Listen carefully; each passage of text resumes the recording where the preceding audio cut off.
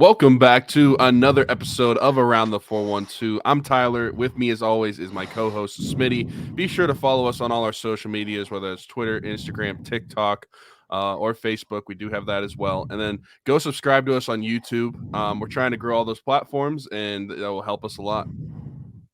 Absolutely. That was a bit it seemed like you got through that a lot quicker than you normally do, I guess, Well, I without don't having have the to talk about like rocking around the 4-2 or anything anymore. So yeah. yeah, it was a lot quicker than it has been We the past several months.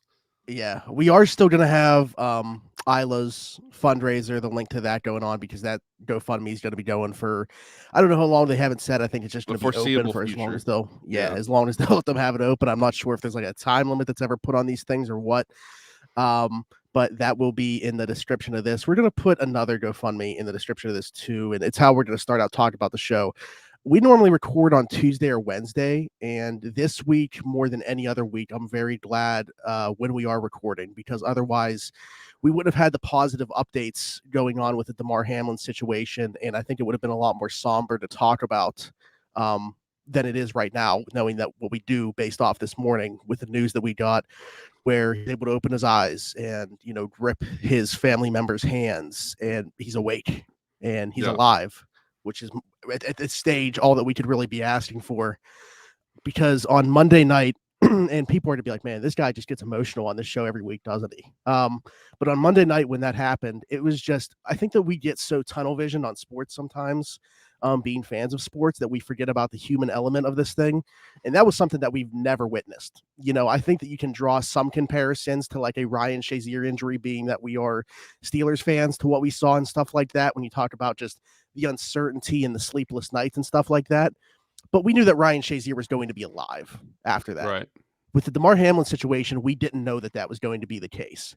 And we're talking about a 24-year-old where for us, it hits a little bit closer to home, him being a Pitt guy. I truthfully don't think that you can talk about Pittsburgh hometown heroes without including Damar Hamlin in that situation. This kid could have gone anywhere that he wanted out of high school and decided to stay home at Pittsburgh because he has a younger brother that he wanted to stay home and be the role model for. And for him to do that, what he's done with the charitable stuff, which is, again, why the GoFundMe we were talking about, the Making Millions Fund and the Making Millions Foundation that has been started by him, even before like NIL was really a thing in college. He started this GoFundMe to try to give back in a way, set the goal of $2,500 to raise for a toy drive. That thing has surpassed probably 7 million now because it just keeps going up at this point. And it's just insane to see. I'm so excited for him to wake up and look at that and see how many people love him and how many people wanted to just, in a moment of vulnerability for all of us watching, just trying to figure out what can we do to support this guy in any way possible. People just latch on to anything, and it really showed the best of people in a moment where no one knew what to do. You're just watching, and again, just very sobering thing. We can't put ourselves into the shoes of an athlete in that position, so we can never relate from that perspective, but we can put ourselves into the shoes of a human being and imagining that being, a brother, a friend, a son, a family member. So yeah, I think that this week, like I said, more than any other, I am just so glad that we are recording when we are, because had we been recording last night, the day before, his life was still in the balance at that point, and we hadn't really gotten an update. We just kept hearing we're going to stay positive. We know who Damar is, and that was really all that we knew. Now we know he's alive, and it seems Yeah. like he's going to be okay. Yeah, I mean, I agree. It's really fortunate that we get to have the knowledge when we are talking about this. Also, the toy drive, it's crazy to look at. It is almost at 7.3 million, and it was a $2,500 goal. That's crazy. I mean, looking at I know. the top donation right now is Jim Irsay and the Indianapolis Colts donating a little over $25,000. And all the teams adding the 3 at the Yeah, end too. For yeah, yeah. yeah. But yeah, whenever watching it live, initially I don't know if you had the same reaction. I feel like most people didn't. Like, we didn't think it was going to be like this type of injury. I thought it was like a Oh, I thought concussion or something, yeah, knocked just because out. Yeah. just because of the way he collapsed. And Mm-hmm. and that's what we've seen from like other guys. I mean, we saw it with Tua this year. Like, those guys stumble and fall and they can't get back up after a concussion. And it wasn't really until Joe Buck said, after a couple TV timeouts, that they were administering CPR, where like, okay, this is not normal. Like Yeah. CPR is not a normal football type of treatment. That's where it's more serious. That's where like this guy's life is in question because they had to administer CPR. And from then on out, I mean even if it would have been a concussion or anything like that, you still think of the player and think of how that's going to affect them. But from then on out, football didn't matter. The game didn't matter. I mean, I'm really happy the way that the league and both teams really handled it. That nobody that was actually involved with the game or with the situation really put pressure on the teams to play the game. I'm happy with the league. The league didn't do that. I'm happy that the coaches, like the Bengals, weren't worried about like who's going to win this game, who's going to lose this game. All of that was put aside to really worry about the life of Damar Hamlin. And so it was really happy. I was really happy to see that they were able to think bigger than football and bigger than playoff implications and what it means for everything like that. All that's thrown out the window in a case like this. Nobody should care about any of that without knowing, is Damar going to be okay? And so since that's the way they approached it, I was just really proud of what they did and what the league did. And now, like you said, talking about it, and we've been able to see all the progress that Damar has had over the past few days. It's been a really good sign, and I'm really happy to see. And like you also mentioned, like he is a Pitt guy, so we have a different connection to him than some other just generic NFL fans might. I mean, I saw this guy. I mean, we both did playing in high school. I remember the Whippeal, what is it? Whippeal highlight or some Twitter account on the pin tweet was Damar Hamlin is a huge hit in the state championship. Oh, And right, yeah. And so like even going back to high school, his whole career at Pitt, and then him being able to get that extra year at Pitt, that was like such a big deal. We've been able to watch this guy and as he's gone to the league, and so we've had a little bit of a different connection to at least as a fan. So I was really happy to see from that perspective all the progress that he's made over the last couple of days. But immediately you just start thinking outside of football when that happens. Like this guy, he's a son, he's a brother. I mean, he's got family members. You think of his close friends. It does get you emotional because that could have been anybody, and that could be any of us in any situation. It's just happened to be that happened on national TV during a national football game, which is such a freak accident to happen. And it really just kind of like stopped the sports world for a second to really stop talking about sports and start talking about the humanity within the sports. Yeah, I mean, I think the word hero gets thrown around far more than it should. In this case, though, Denny Kellington, the Bills' assistant trainer, who was the one that administered CPR right on the field, it's not hyperbole here to say that he saved Damar Hamlin's life.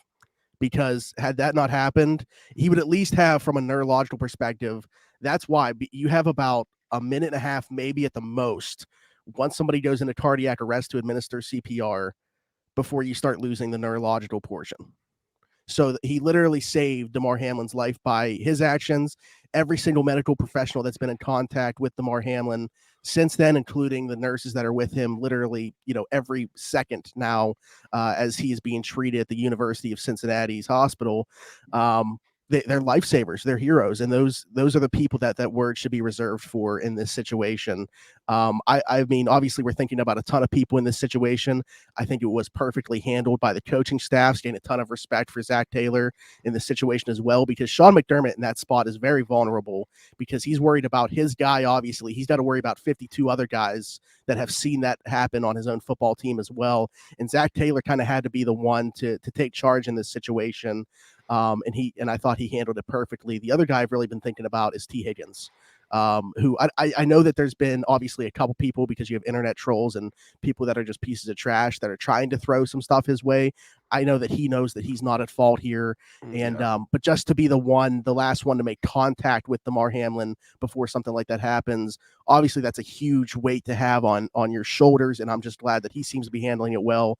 Damar Hamlin's family seems to be handling it well as well, in terms of, letting him know that they don't blame him in any way. He's obviously not at fault. Yeah. I don't know how anybody could think so. You're just a jerk if you do, because Yeah. if you watch the play, I mean, even everybody who watched that play looked at it and was like, well, what happened? Because it just looked like a routine tackle. That's all it looked like. So anybody who's trying to trying to blame T. Higgins for that and make it seem like it's his fault, it's not his fault. That he had no control over what was happening, and just because he was the last guy to touch him, that's just stupid. And you're just a jerk if you're saying that. He had no control over that, and there's no blame on him. It's just a freak accident. Yeah. We are going to put the link actually for one more thing at the bottom as well. Our friends at the Pittsburgh Clothing Company have released a new design for Damar Hamlin, where all the proceeds are going to go to the Chasing M's. But it's a shirt that has like because he's worn 3, at Central Catholic, at Pitt, and at Buffalo. And you guys will obviously see the design when you go to the link. I bought one yesterday. I hope a ton of people will, to support the cause. And also it's Pittsburgh Clothing Company, so it's a really good design. But yeah, just continue to send your positive thoughts and vibes Damar Hamlin's way. It's a long road to recovery here, regardless of how this works out. But the most important thing is we are going to continue to say is he's alive. And that's all we can ask for at this point. So we'll continue to monitor it. But again, I can't say it enough. I'm just very happy that we're recording this when we are and have the updates to talk about at this stage. So, but as unfortunate as it may seem and as cruel as it may seem, the sports world is going to continue to move. It's not. They did stop on Monday night, which we typically do not see. So good on them for doing that. However, the show must go on at the end of the day, and it will.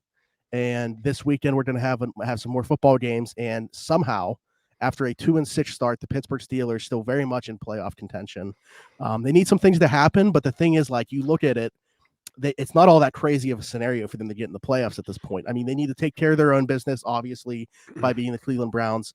They need the Jets, who are no longer playing for anything, but that could be to their benefit to kind of just, throw everything against the wall and play spoiler, going against the Dolphins, who look like they're going to be without their top 2 quarterback options in Tua Tagovailoa and Teddy Bridgewater. So it could come down to rookie Skylar Thompson for them. And then obviously the Bills, who are going to be playing with heavy hearts and a lot of emotion, playing for Damar Hamlin to beat the New England Patriots. And the Bills, obviously, they're one of the best teams in football anyway. So it is not out of the realm of possibility in any way for the Pittsburgh Steelers to sneak into the postseason, as crazy as that may seem. Yeah. Watching the games last week, we were obviously going to be watching the Seahawks and the Jets game and Miami and the Patriots game. It looked like the Patriots were going to fumble the bag a little bit early on in that game, which was pretty frustrating, but they were able to figure it out. And I think the Teddy Bridgewater injury definitely affected that game. You could see the change in the Miami Dolphins offense after that happened. They weren't able to move the ball as efficiently, but then the Seahawks just blowing out the Jets. I don't think the Steelers could have asked for, I don't know, better matchups going down the stretch to rely on to get into the postseason. They're both at home too. Yeah. Yeah. And they're all realistic. Like when you look at last week and going into this week, there's a realistic shot that all of them happen. The Steelers just needed to take care of their business, which they did against the Ravens. And then they didn't need to this week against the Browns. But I mean, we talked about it last week. We talked about it all season. This is what we kind of expected. The Steelers were not going to finish the season 4-13. They were going to somehow get to around 500, and then maybe we didn't talk about whether they'd be in playoff contention at that point or not, but we knew they were going to get to around this point of the season and be around where they're at right now. We didn't think they were going to be as bad as they looked, and we didn't think they were going to be as good as we hoped, but somehow they find themselves at 8-8 going into week 18 with a chance at getting into the playoffs, which is crazy looking at, like you said, they were 2-6. It looked like the world was falling in. And really before that bye week, the Steelers just looked like they were just dead in the water. But the schedule eased up. The team got better as the schedule eased up, which they needed to. And they find themselves with a puncher's chance going into the playoffs. So it would be really fun to see that happen. I would be scared to see would they play the Chiefs if everything goes out where the Bills get the number 1 seed and everything. Would they play the Chiefs Well, or the Bengals? Well, the thing is, it sounds like this hasn't been made official that this is going to be ruled a no contest between the Bills and the Bengals, which I think is Okay. probably the right call. So I think as long as the Chiefs win on Saturday night, they're the number 1 seed. The So Bills then would they be play the 2. the Bills. Yeah. Okay. In that situation, which yeah. to me, honestly, just because of like the way that the Steelers match up against the other teams, is probably the team that I would least want to play. But I mean, it is what it is. Yeah. I mean, being in the playoffs is good no matter what. But yeah, we got to get there first. They have to take care of their own business against the Browns, and then they got to get some help along the way. But just moral of the story, it's crazy that they are in the situation that they are, and they actually have a realistic shot looking at where they were 2 months ago. Well, to your point, even if we thought the Steelers were going to get back to this point, 8-8 going into week 18, it still would have taken what the Dolphins have done, which is a 5-game losing streak, for all 7 spots to not be clinched by this point. Yeah. So yeah, it's not just on their own accord, the Pittsburgh Steelers, that they're here alive in week 18. So that in itself is pretty crazy. Let's take a step back though and talk about week 17 from a Steelers perspective, because they did get what they needed to going into Sunday Night Football. They still controlled their own destiny in terms of being alive going into week 18 at that point. And it looked like for a long time in this game, it was going to be themselves that ended their season. They got the help they needed, but for most of this game, it looked like they weren't going to help themselves. They were running the ball effectively. It's just so frustrating because I tweeted this. We've talked about it on here. They just seem to find ways to not score points, whether it's a penalty when they get into the red zone, taking them out of being able to score 7 and then missing the field goal, which, is a whole nother story with Kris this year. But they're finding ways to not put points on the board until the last drive of the game. And, the defense has been phenomenal. That's actually where I want to start this conversation before we talk about Kenny doing what he did for a second straight week. The defense, specifically in the second half, this is every second half drive against the Steelers defense over the last 2 weeks. Interception, punt, interception, field goal, punt, interception. They've given up 3 points in the last 2 second halves against the Raiders and Ravens in the last 2 weeks. I mean, fantastic work. That sounds more like the highest paid defense in football. Right. Yeah, and I think that there's a couple things that go into that. Obviously, the defense understanding their assignment and what to do, but also they probably look at the first half and then they're able to make second half adjustments, and you get to see the second half adjustments actually work. I mean, looking at those drives, I would think that that would be the case. Now, I think that the Steelers defense, they should have been playing like this the majority of the season, even without TJ Watt, maybe not as good, but like they were, like we said, this is the highest paid defense. They better play like it. And for a lot of the season, they didn't play like it. But at least when it really counts and when they really need it, they've been able to get it done the last couple of weeks. And it's been really fun to watch the defense these past few games. And I think that this is what we thought we would get in terms of like if we wanted to have like a winning season or anything like that or make the playoffs. Like this is what we thought we needed the entire season, is this type of defense being able to win the games and the offense being able to do just enough to win the game. Like that's what we talked about. And it sucks we didn't get it the whole season, but on the same hand, they're getting it to stay alive. And maybe it is that sense of urgency too. Like if we lose any of these games, we're done, and not just playoff wise, but we're going to have that losing season, which I mean, I don't know. Like, do you think that the players care about like Tomlin's record with the losing season? Because I think they do, just because of the respect they have for Tomlin. I think they care about it way more than he does. Yeah. Yeah, probably. Honestly, that's probably true. And I think even if they didn't get into the playoffs, like if the games that they need to lose don't go their way and they don't make a playoff spot, I still think that they're still going to care about winning against the Browns. and being able to say they had that winning season and not have that losing season on Tomlin's record. I just think that they have that with Tomlin being the players coach he has a great connection with all the players on his team, and they have so much respect for him. I just think, like you said, it means more to them than it does to him. And so even if they're not playing for a playoff spot, which they play at 1:00, so they're going to be playing at the same time as these other games, but so they can't like see what happens first. But at the same time, in the back of their heads, they're probably thinking, even if we're not in the playoffs, we still need to win this game for coach. Yeah, I mean, you will have finished 7-2 after starting out 2-6. You know, so I still think it's an important thing to win this game, whether it means you end up in the playoffs or not. I think there's a huge difference between being 9-8 as opposed to 8-9 going into the offseason for these guys. You want to finish strong. I want to ask you, still sticking with the defense, a couple more topics here. Do you feel like, you mentioned TJ Watt, obviously the difference that he makes, regardless of if he looks as impactful, just because of what he brings for everybody else. He's obviously taken some attention away from Alex and Cam, and they're able to kind of do their things. They create more turnovers when he's on the field. It just is what it is. That's the type of player that he is, even not at 100%. But do you feel like we're starting to see TJ get closer and closer to 100% and make more impact plays? Obviously had a sack in this game. I thought he created some more pressure, and I thought he was better against the run than what we've seen the last few weeks as well. Do you feel like we're starting to see a closer to 100% version of TJ? I think we are, and it's a shame that it's coming with only like 1 week potentially left in this season. But that's just kind of like how it happens. He's been playing.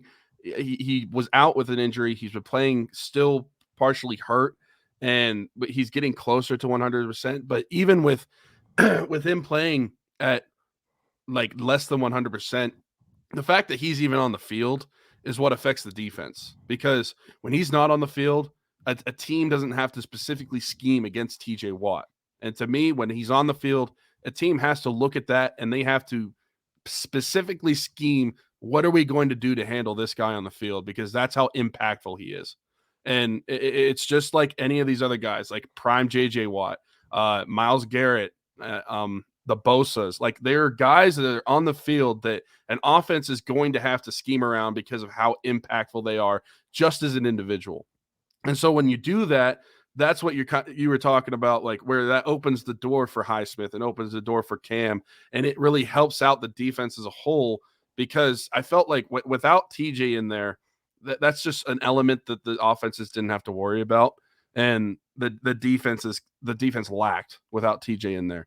And it's just kind of reminds me of a graphic I saw a few years ago, and it was like the Warriors with Steph Curry on the court versus like without Steph Curry on the court. It's like a night and day difference. That's how I feel about this defense. Even if we're missing guys as important as Minka or Cam Hayward or certain guys like those, I still think TJ Watt is still the most important player on this defense when it comes to the impact he has on the defense as a whole whenever it comes to an offense scheming for that defense. Yeah, I agree. I mean, he obviously plays the most premium position, not taking anything away from it. I mean, a guy that can rush the passer from the inside like Cam does is obviously very valuable too. I think safeties are as valuable as ever, even though, people kind of like depreciate them, especially like because teams play so much too high now. I think having a ball hawk and elite center field safety is more important now than it ever has been. But still, guys that get after the quarterback off the edge, that's the premium position on the defensive side of the football. That's where the guys are going to be the highest paid. That's where we are, our dollars are allocated. So, yeah, I think that he is the most important player on this football team, and we've seen that play out this season with the team's record with and without. So, a guy that we've harped on, though, and I want to give credit to for this game specifically, in the middle of that defense, Robert Spillane. As crazy as it sounds, he's played 100% of the snaps the last 3 weeks. Now, there's a difference between just playing 100% of the snaps and being impactful with those snaps, but I thought he was really good on Sunday night. Like, he was around the ball. He was making a ton of plays. He was getting sideline to sideline, and I don't think that he was necessarily exposed in coverage as much as we had seen most weeks leading up to this. So I do want to tip my cap, because if I'm going to, really get on the guy when he's not performing, when you go out and have a game like he did on Sunday night, I think it deserves to be highlighted in a good way as well. Yeah, it does. And it was highlighted enough where he was playing well enough for Chris Collinsworth to call him the best player, the number one linebacker on the Steelers. It was really funny. Not saying that the Steelers really have a true number one linebacker or anything, but I didn't think he was going to say Robert Spillane was that. Yeah. But yeah, he was having a great game. And like you said, we've really criticized this guy a lot throughout the season. And we said like he does certain things well, but a lot of times he lacks in certain areas of his game. But he had a really good game on Sunday, and he was part of the reason the defense was able to perform the way they did, especially in that second half. So yeah, kudos to him. Yeah, I literally, when Collinsworth was talking about him, you would have thought he was talking about, like, Butler or Ham, like, insane. Yeah, So, I it's mean, super weird. but I'm like so thrown off now thinking about the comments, like trying to think back in my head. He said it's great to see a guy go from being a special teams guy to being the star of a defense. That's what it was. He said about being the Yeah, the star of a star of a defense. defense. Yeah, And I'm like, the star of a defense who has like, Minka and TJ, and I mean Alex Highsmith career year, Cam Hayward. I mean, like, honestly, like, I mean, you could mention Terrell Edmonds and Cam Sutton before him, I think, too. Like, yeah, I mean, so it was. I mean, I know that they have to. They kind of have to like showboat and put on a show for the people watching the game, but that seems a little exaggerated. oh my God, yeah. I thought he was talking about Lambert or something, the way that he was talking about Robert Spillane. But Robert Spillane did play really well on Sunday night, so Yeah. cap tip to him.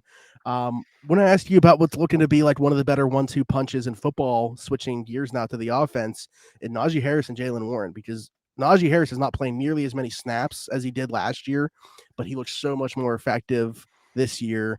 And again, I thought on Sunday night he seemed to really embrace this rivalry. Like, forget about the obviously game-winning touchdown, which we're going to talk about more when we talk about Pickett, but just the way that he was running again violently, and just he looks like he's really embracing the Steelers-Ravens rivalry, which is great to see from a young player, like understanding it so early in their career. But him and Jaylen Warren, to me, I think are providing like some, thunder and lightning for this football team that we really haven't seen since like Le'Veon and D'Angelo. Yeah, I think it's really important that Najee had his touches reduced based off last season, because listen, for the way I talk about running backs, you get all the carries you can out of them, you don't give them a contract, and then you move on. But if you want to get those carries at the most effective rate, having a guy like Jaylen Warren with Najee Harris has been really good. And we've kind of talked about this pretty much all season. Like, Jaylen Warren has something to him where he could be a decent backup. And we really saw it in this game as well, just because we saw him get some elevated touches too. Because I believe he had like 12 carries and a few catches as well. So he was touching the ball like 15 times. And that's pretty much elevated based off of some of his touches from previous weeks. And we saw what he was able to do with it. He had like 75 yards or something like that, 76 yards. Najee had 111 yards. I remember that number. And they were able to perform to the best of their abilities no matter who was on the field. And I think that is kind of what you want as that duo goes along. And I don't want to. This is the only comparison that comes to mind in the current NFL. Like, I think of like Zeke and Tony Pollard. Mm-hmm. And I'm not saying that those two are on that level of a duo yet, but what I am saying is, like, if you reduce the touches of Najee, it will increase the touches of Jaylen Warren, and they can both be as effective as they can be on the field, because we've seen throughout the year, Jaylen Warren is a good football player. He's a good running back, especially out of the backfield, catching passes as well. And I think that you're able to really use the best of both worlds when it comes to both of your running backs in that scenario, because as much as a workhorse Najee would like to be, and that the team might want him to be, the best case scenario is that he gets to share some of the time. And I like the way they did it. He had out of all the carries between the two of them, Najee had like 2/3 of them, and Warren had 1/3 of them. I would be perfectly happy with that moving forward, because you get a more efficient and more effective Najee and Jaylen Warren at both times of the ball. Yeah, I think, well, first off, I want to bring up a stat too, and who better to look at for stats than stats guy Daniel Valente, who's been on the show before. By the way, need to have him back on, one of my favorite follows. Most rushing yards after contact since week 10, which was the Steelers bye week.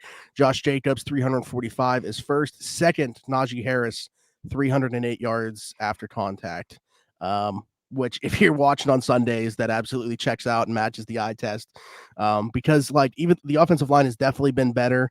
Najee Harris is gaining a ton of yards even after people make contact with him, and you can see that. So it's great to see. But from Jaylen Warren's perspective too, one thing that I really liked about his utilization, that to me is a great way to use the jet sweeps, is having both on the field at the same time and having Jaylen Warren line up in the slot and getting him the ball. If you're going to use, an end around jet sweep formation and give somebody the ball, why not Jaylen Warren as opposed to a guy like Steven Sims or Gunnar Olszewski, where you've seen Jaylen Warren be able to get yards after contact and create for himself? Yep, I agree. I mean, it was some nice play calls then, and I just think, and I kind of think about what we talked about just relating it to hockey too. Like Tristan Jarry going into the season, we talked about his starts need to be lessened, and that could get a more effective goalie out of it. Same thing with Najee Harris. Touches they get lessened, but that doesn't mean that he's not going to be the workhorse back. He still is, but he has been running more effective, more ferocious. I mean, and like you said, it passes the eye test. Listening to that yards after contact, I mean, he's running a lot harder than we've really seen him at a more consistent rate in a Steeler uniform, and it's been really fun to watch. And this game on Sunday against the Ravens, the Steelers really dominated on the ground, and even in looking at the box score now that I pulled it up, like you can see that. I mean, Kenny did spread the ball around a little bit with the throwing game, but where they dominated offensively was in that run game for sure. I just wanted to say too, because they've been having this press conference going on with the medical center treating Damar Hamlin. So people are obviously tweeting out like snippets from it and stuff like that. They said he has movement in his hands and feet. This will tell you exactly who Damar Hamlin is, though. When he actually was able to write when he woke up and he asked who won the game. And the doctors responded by saying, you won the game of life.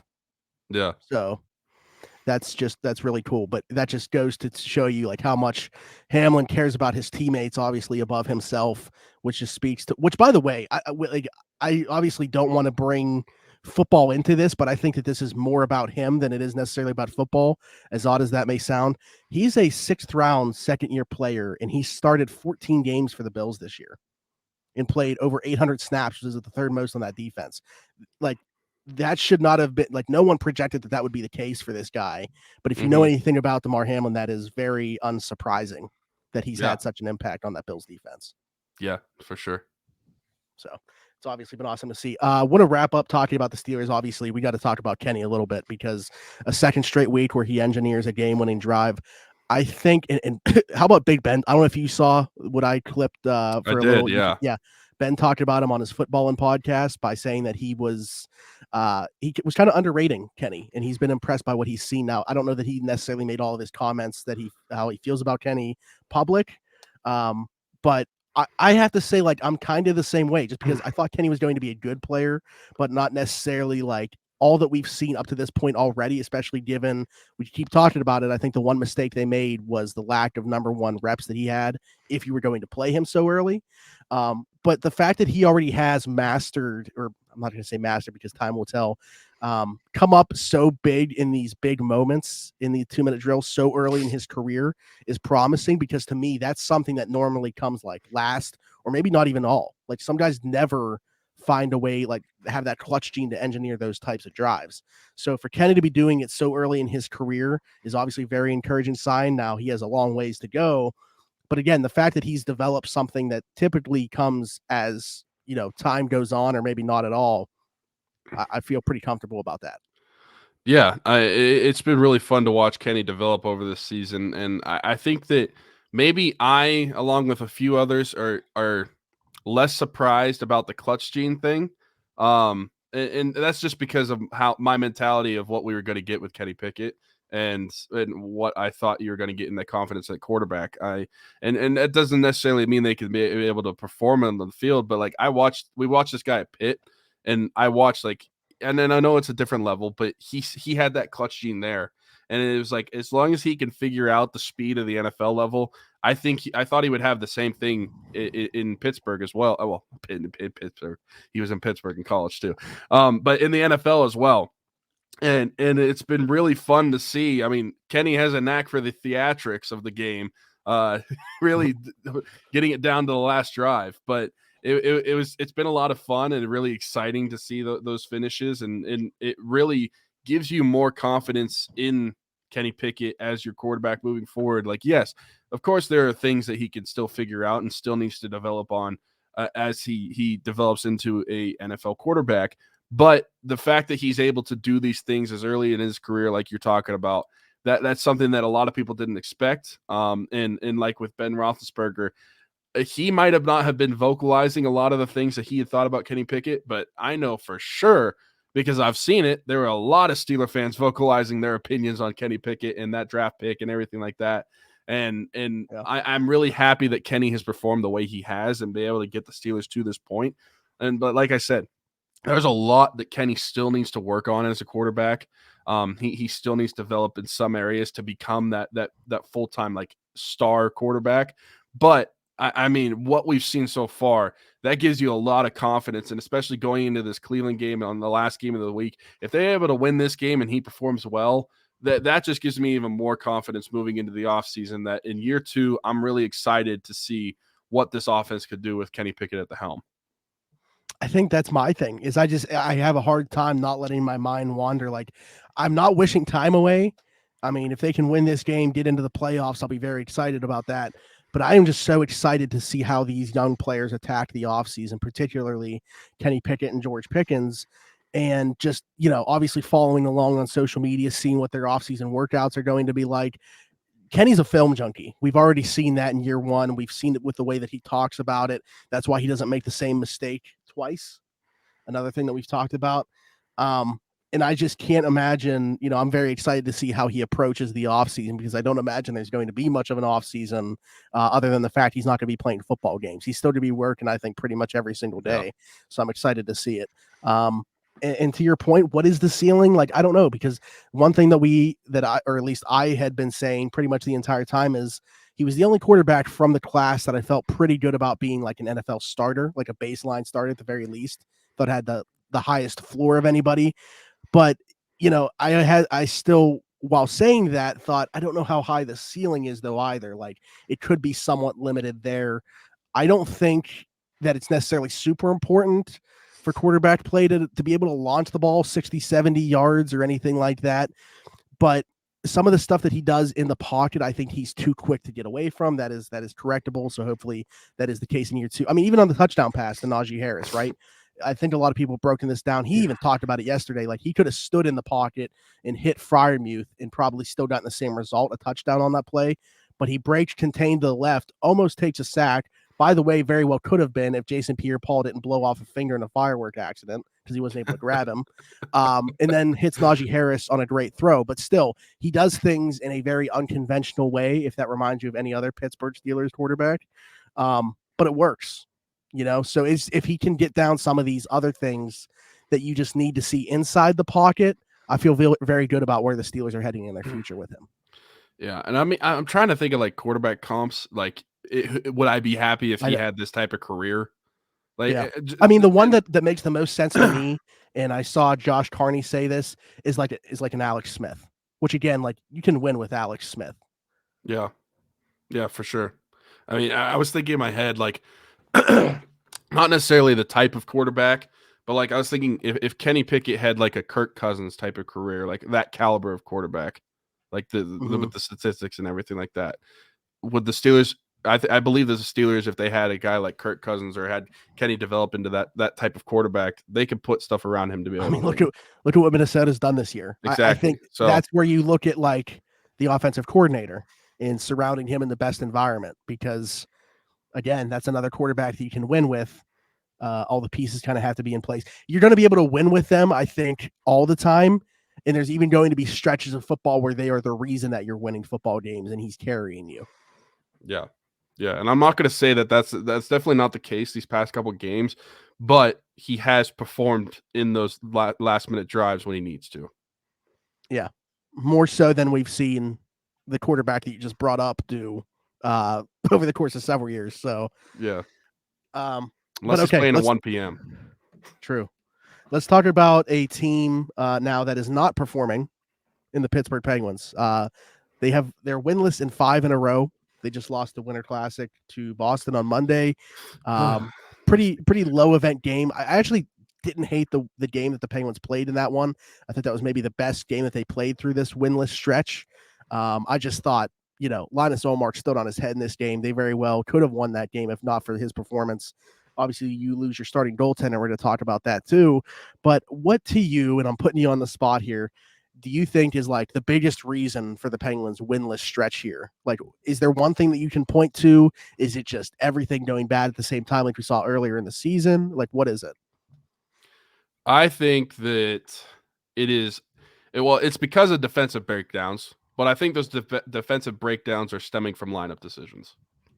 And so I think a lot could be changed with the Penguins depending on your lineup decisions, but because of the way that they've been setting out the team, I think that kind of gives you no favors going into the game, what's going to happen in your own end and in the neutral zone.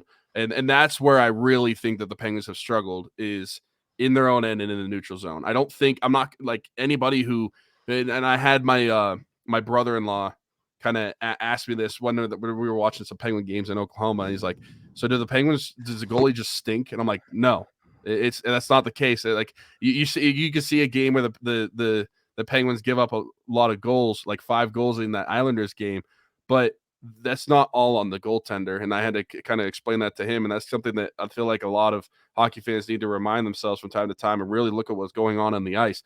The Penguins are breaking down in their own end and creating chances.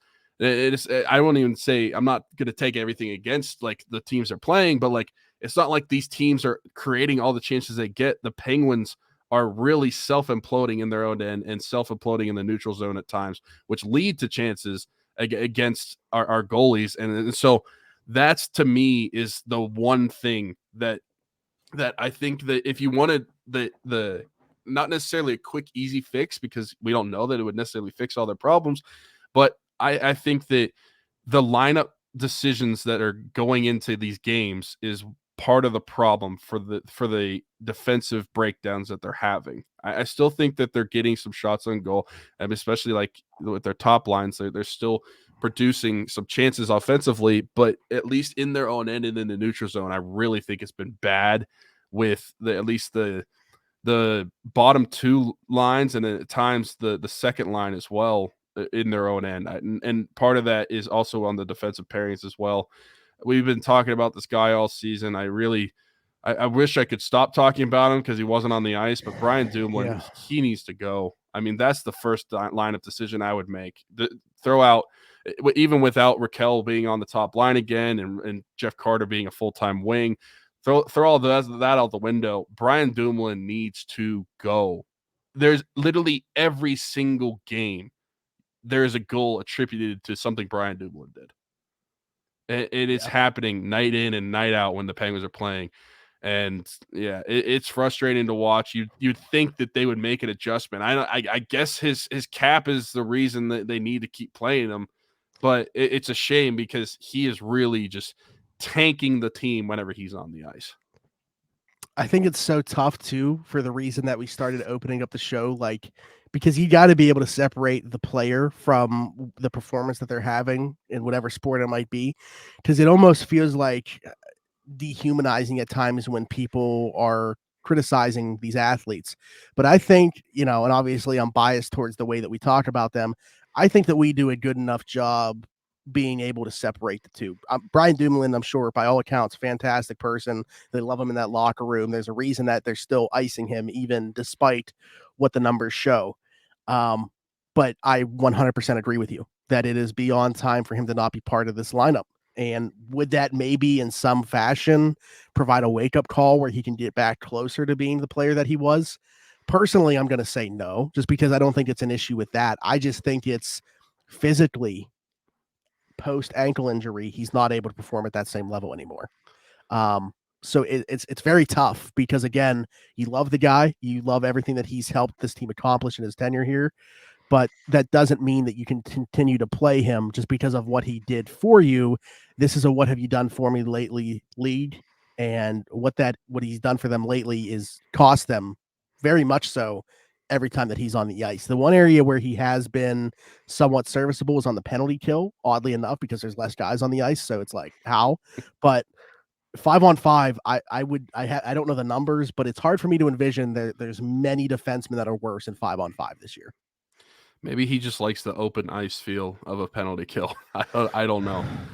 It's kind of like funny, like what you were saying. Like we talked about putting the humanity into sports. This decision. You kind of have to take the humanity out of sports in the sense of you can't let your emotions of how you feel about Brian Dumoulin and what he's meant to the Penguins and this team and as a fan, you can't let that emotion really get in the way of what is making you the better hockey team. And Brian Dumoulin being on the ice is not making you a better hockey team. And that's just one of the lineup decisions that I would go into. And I kind of mentioned the others, like Jeff Carter needs to be a full-time wing if he's going to be on the team. Raquel needs to play up on the Sid line consistently. And listen, I like Mike Sullivan still as a coach. I don't think he's lost the locker room or anything.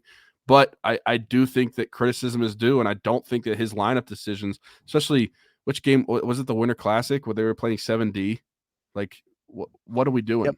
What are we doing? We were playing 7. Why play 7D? I don't get it. But what bothered me is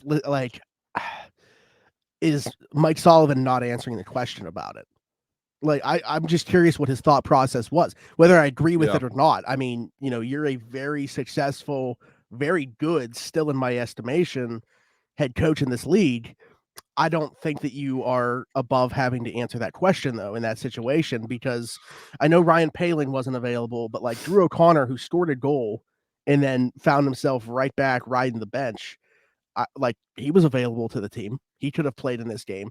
I understand. Maybe the thought process was, with Ruedel being available, we still don't have a guy on the right side that's able to eat a ton of minutes. So we're going to go with 7 instead of 6 there.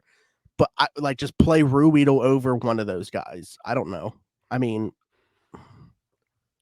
yeah, I don't know what it went into, but that's basically just what I'm saying is like, I like you. I think Mike Sullivan is still a good head coach in this league, but lately some of the lineup decisions as he had has just been very questionable, and I don't think that he is shy from criticism. I think that he needs to be criticized as well as the guys that are performing on the ice for those decisions that he's making, because I don't think he's putting his team in the best case scenario to win these hockey games. Granted, too, talking about criticism, to me, it starts with Ron Hextall with what he's given Mike Sullivan to work with, because I think even, optimal lineup decisions, I'm not so sure that this team is still, in a much better place. I think the problem with them is they're at their best when they can create their offense from their forecheck and their defense. And right now, with the players that are available to them in the bottom 6, what are typically those checking lines, they're not able to do that. So like, if Sid and them aren't producing 2 to 3 goals, if Gino and Zucker don't have their thing going, which they had at the beginning of the year, this team's going to struggle to score because they're not creating those chances from the defense the way they normally do. The best flowing Penguins teams are going to have, Tristan Jarry being very solid, especially on the penalty kill where he was fantastic last year. And we got to talk about him in a second. And also, again, the forecheck and creating their opportunities that way. They're not doing that right now, and they look like the same team that was having trouble doing so when they had their really bad stretch where they were winless through 7 or 8. Now they're at 5 through this stretch. Mm-hmm. Yeah, and what sucks is at this current stretch, they've been blowing games too.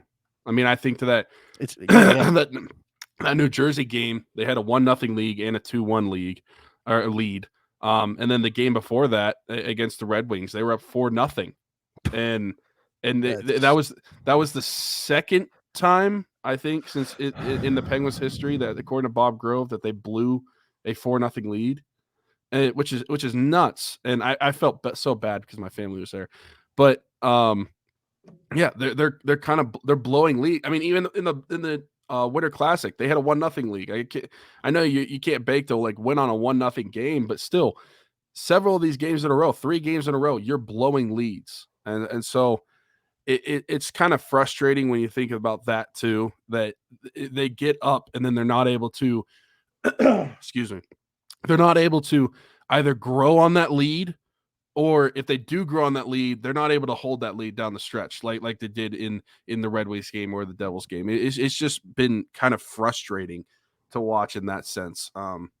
But I do think that this is kind of concerning. The fact that they had that 7 or 8, I think it was 7-game losing streak in the beginning, towards the beginning of the season, and now they're going on another losing streak. And I mean, if you want to throw in that one win, they've lost 6 of their last 7 games as well, not just the 5-game losing streak. And so it's kind of concerning to me that they are either all or nothing, it seems like, because they were on that stretch where they lost 7, but then they went on another stretch where they won, like, was it 13 out of 16 or something like that? And then now they're on this stretch where they've lost 6 of 7, 5 in a row. That is concerning to me, because you'd think that if you're going to lose like a couple games here or there, that would be the case. And then you wouldn't have these elongated losing stretches. But it's concerning that this isn't just their first one, it's their second one.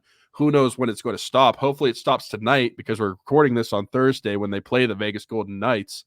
But I just don't think that this team is showing that they have enough consistency on the ice right now to be able to be considered a really good hockey team. In spurts, they are a really good hockey team, but then at times, like we've seen these past several games, they can look like a really bad hockey team too. And so I think that's concerning moving forward. And that's where I think, like, not only do the guys on the ice have to perform better, but you need to make changes to your lineup to put yourself in the best situation to win these games. And then going with what you kind of piggyback on what you said with Ron Hextall, I think that if he doesn't try to put the best team on the ice or give the best players available and make trades to make a better team, I think that it's not out of the question to think that he could be fired as GM of the Penguins after this season.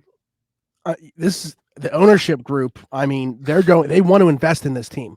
And if they feel they didn't, bring in Ron Hextall, now they brought him back this year. They didn't fire him this year. They gave him another year. But I don't think it's out of the realm of possibility either, should this team bottom out. The thing is, I still feel like it's funny, because I had cause for concern on here, so we might as well just get to that, because you just spoke on it.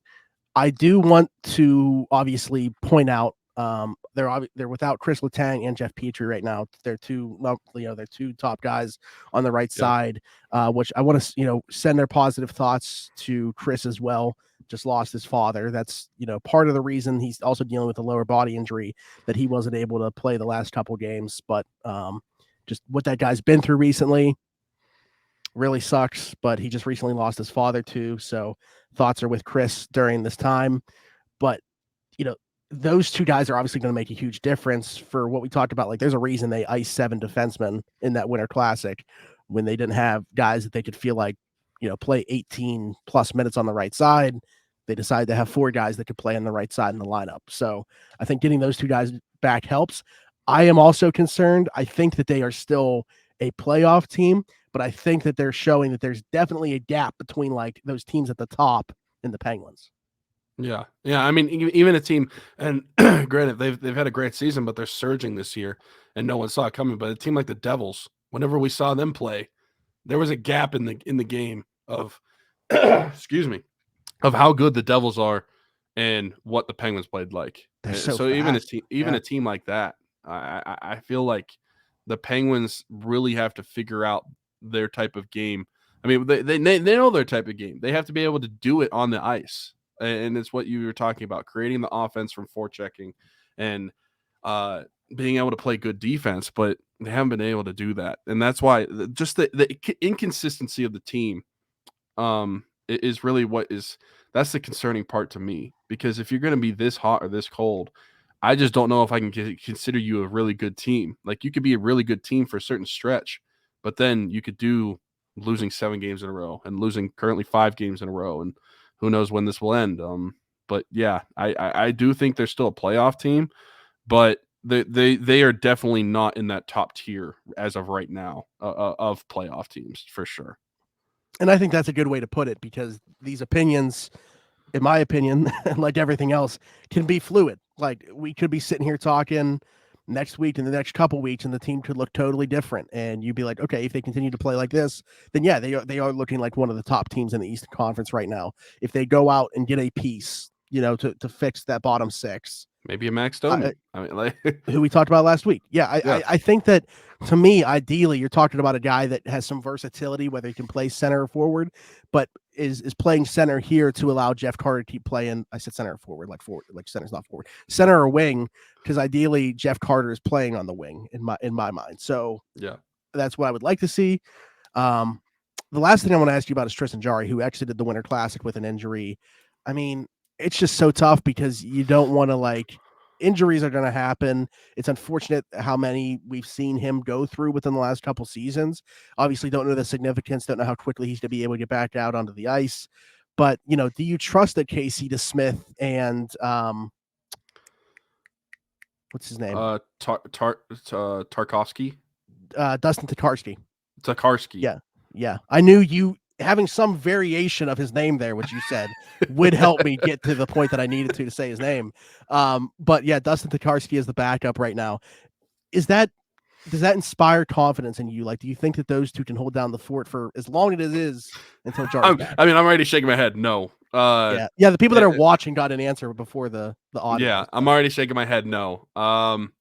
That doesn't mean that I think that they are going to perform bad outright, but with the way the question is phrased, does that inspire confidence? Absolutely not. I would not be confident with that goalie tandem moving forward, especially if it is for an extended period of time. Which, speaking of the Tristan Jarry injury, I mean, they haven't really disclosed anything. An upper body injury. He took a puck and then it just he seemed like he was in pain and then he left the game.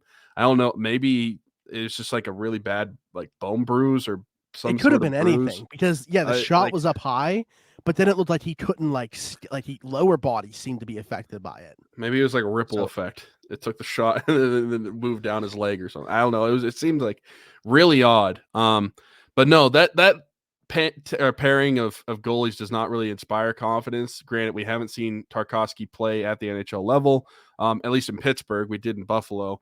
But Casey DeSmith, I think he's been a solid backup this season, and he's looked a lot better than he did for stretches of last season. But I don't want him as a number one full-time moving forward for an extended period of time. So hopefully Tristan Jarry's injury isn't that long. Maybe it's a week or two. But I think they're serviceable goalies, but they're not the goalies that I would rely on to win you games. That's what I would say and especially with the way the team's playing in front of them, I would not rely on those goalies to make you a save when you absolutely need one is the way I'd put it.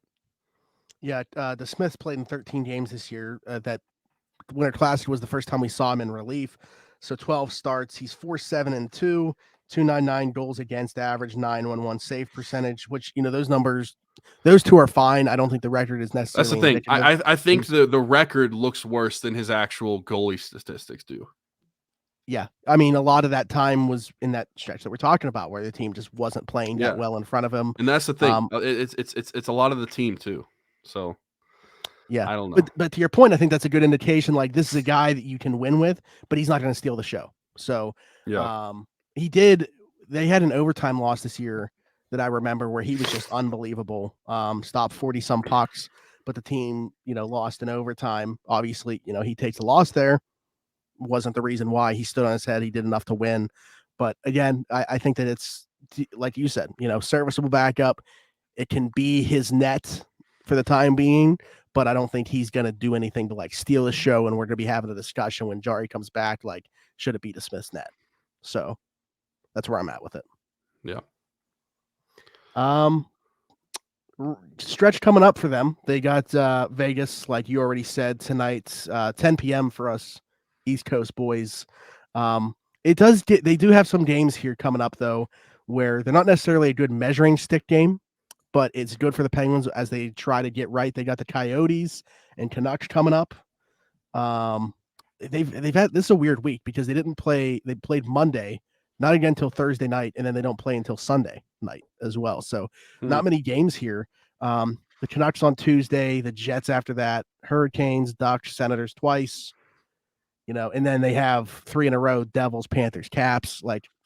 So I mean, we're going to find out a lot about this Penguins team, where they're at, and before we know it, we'll be at the trade deadline in a month. So yeah, but I mean, the nice thing is looking at the schedule moving forward, like with the Canucks and the Coyotes moving up, there will be some what I'd call winnable games moving forward in the next couple days. So the Golden Knights will still be a tough game, but at least with Coyotes and Canucks, you're looking at the lower level teams. So that you maybe that will be games where the Penguins can get some confidence back to what they're doing. Yeah, I think too, going back to their earlier performance this season against Vegas, that might still to this point be the best game the Penguins have played. So hopefully we see a repeat performance of that in their building tonight or tomorrow, whenever you guys are watching or listening to this. We're recording in the afternoon, which is weird for us. So I'm going to get this up right away. So whenever you guys are watching or listening to this, it might still be before the Penguins play the Knights tonight. So we'll see. But other than that, again, want to pass along our thoughts, our positive energy to Damar Hamlin and his family. Again, great work by everybody on those medical staffs that have been the reason that his life was saved and continue to take care of him as we sit here right now and are going to for the foreseeable future. The link to his GoFundMe will be below, so you guys can contribute to the toy fundraiser that he has going on. I can't wait to see what they actually end up doing with that, because the amount of money that's there, they could build buildings to take care of kids and these programs, and so much can be done at this point. And as involved as he's been with the Pittsburgh community, I mean, he's probably, honestly, because of this happening in Cincinnati, gonna want to do something in Cincinnati, do something in Buffalo, and also in Pittsburgh. That's honestly the way that I see this playing out, really cool, knowing who he is and stuff. So also awesome to see. I wanted to give a quick shout out to national media members, Ryan Clark and Dan Orlovsky, since we're talking about this. The way that those two handled talking about it and what they did on national TV, I just thought tip of the cap to them. I thought they handled it really well, and really talked with the correct somberness, but also positivity in a way. I mean, to take it a step further, I think it is important to highlight those two, but the broadcast is not trained on how to talk about these things. That's something you never have to. So I thought everybody that was part of the Monday Night Football crew, Buck and Aikman, and then going to studio with Susie Kolber, Schefter, Booger McFarland, and then Scott Van Pelt with Ryan Clark, and then Lisa Salter was the one on the sidelines for that game as well. I mean, all of them on Monday were just phenomenal. I think that everybody was just tuned into their TVs. And it's tough because we were even told, basically, we're not going to have an update tonight. And it's just people were still not accepting that answer. We're still going to be glued to our TVs, hoping to hear something. All we got that night was that he had a pulse. So again, at that point, you're just clinging to the fact that he's alive right now. So, but again, very good things that we are hearing and seeing from the Damar Hamlin camp at this point. I do actually, I just thought about this now. Want to also highlight one more thing about the University of Cincinnati Medical Center, which is where he's being treated. If you guys, I mean, I talked about Rock Around the 412 on here, obviously a ton. One of the girls that we helped out last year, Lily, which I talked about, there was a hospital that saved her colon, basically, because Pittsburgh had said they could do everything. They tried everything that they could for her, and they wanted to take it. It was that same University of Cincinnati Medical Center where they found a path, and they saved her colon to where she is now. So, I mean, to me, people talk about the great hospitals in Pittsburgh and everything like that. Based off what I already knew with the situation with Lily, now seeing this Damar Hamlin situation, fantastic work being done in Cincinnati as well. It's awesome. So, but the GoFundMe for Isla will be down below. The GoFundMe for Damar Hamlin's thing will be down below. Also, the link if you want to cop the Pittsburgh Clothing Company Damar Hamlin shirt will be there too. So it's going to be a long description, guys, but read all of it. Click on the links and read the stories. Donate if you want. Buy a shirt. Awesome stuff going on. We appreciate you guys tuning into this episode where we obviously talk about sports, but want to be so much more because this world is so much more important. I heard something very good on Monday night, and I can't agree anymore. Sports are important until they're not. And in that situation, they weren't. And I will leave you with that. Thanks, everybody, for watching or listening. Be sure to subscribe, leave us a 5-star review, all that good stuff. Follow us on everything, and we'll talk to you guys next week. Bye-bye.